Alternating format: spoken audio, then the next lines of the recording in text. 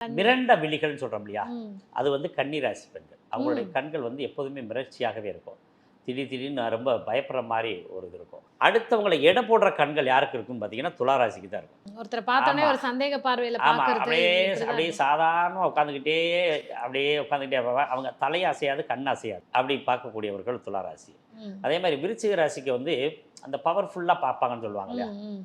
அந்த மாதிரி ஒரு கண்கள் இருக்கும். அதாவது எப்படின்னு கேட்டிங்கன்னா, ஓஹோ!